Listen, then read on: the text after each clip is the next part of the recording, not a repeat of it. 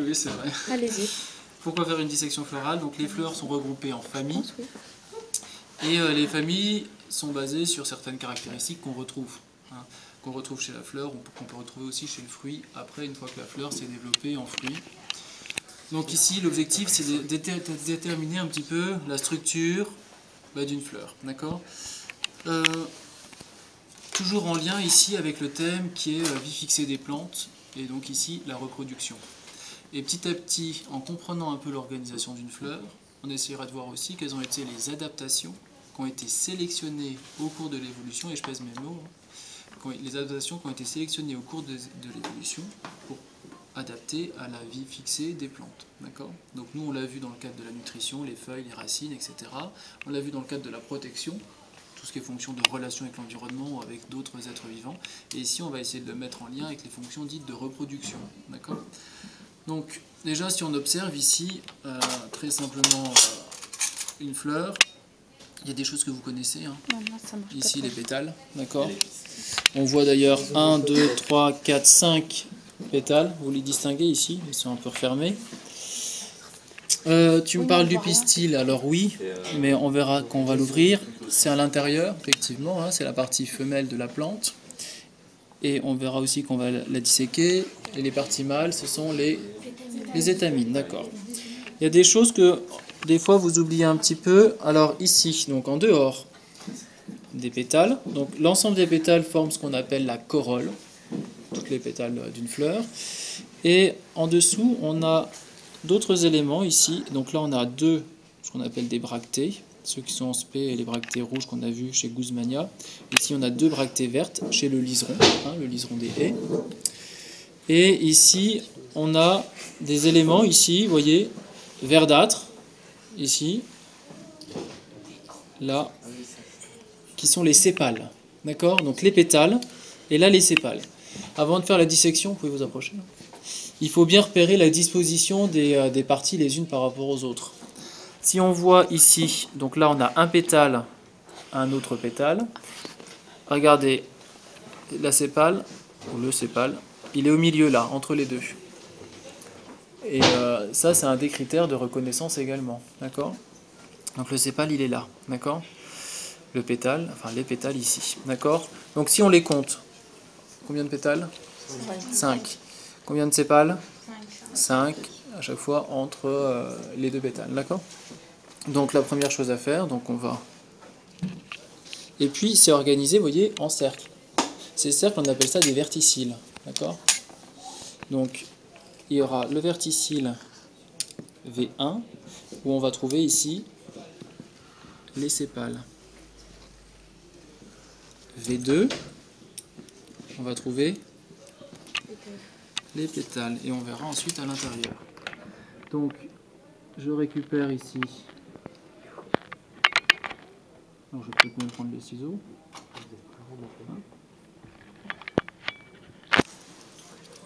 Tac. Sépales, d'accord? Tac. Voilà, c'était celle-ci. Et donc, je vais toutes les récupérer.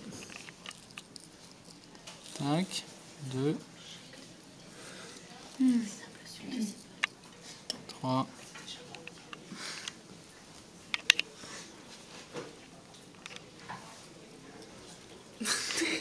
Qu'est-ce que tu fais J'essaie de super voir.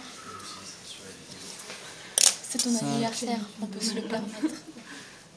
Donc je dispose. Tac. J'espère que j'ai pas abîmé. Tac. Tac. Tac. Donc vous ferez pareil avec une autre plante que je vous donnerai. Et donc pareil pour les pétales. Donc là les pétales, vous voyez, ils sont soudés. Alors que dans d'autres fleurs, les pétales peuvent être libres. On peut juste les arracher. Donc, voilà. Pas du tout.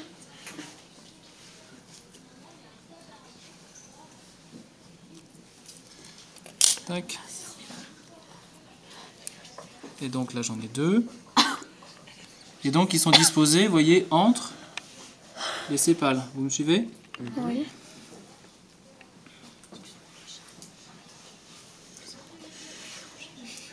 Tac.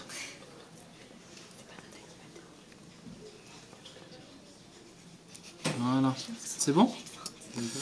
Alors ensuite, qu'est-ce qu'on observe ici? Étamine et pistil. Voilà, pistil au milieu, étamine. Combien j'ai d'étamines? 5 étamines également, d'accord? Donc, organisé toujours sur un cercle. Donc on a ici le troisième verticille, V3, étamine, d'accord? Les parties mâles.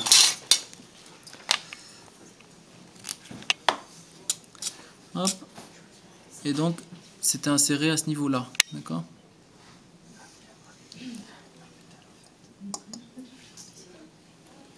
C'était inséré dans l'encoche, là. Donc, hein, vous voyez là, les... Tac. D'ailleurs, si vous regardez l'étamine, à l'extrémité, qu'est-ce qu'on observe? Deux sacs.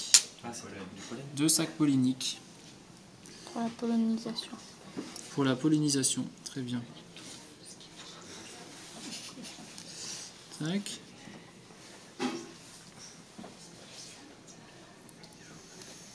Voilà.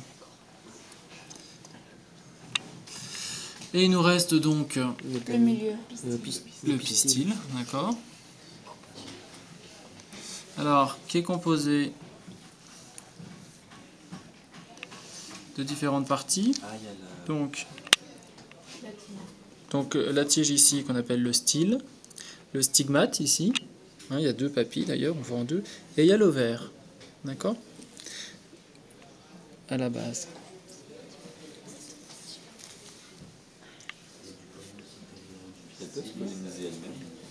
Ça dépend des plantes. La vanille, je trouve que peut se poser. Hop. Voilà. Donc ici, la partie femelle, on l'appelle aussi le carpel. Le carpel. Donc ici sur quatrième, V4, carpel. Pourquoi on met des V? Verticille. Ah. C'est le nom qu'on donne ici au cercle organisé de la périphérie jusqu'au centre. Concernant donc le pistil, donc femelle, ici au milieu, alors c'est vrai qu'on peut voir, vous réaliserez une dissection de ce pistil. Vous pouvez faire une coupe transversale et vous pouvez observer à l'intérieur. Et même déjà ici à l'œil nu, on peut voir qu'il y a deux loges.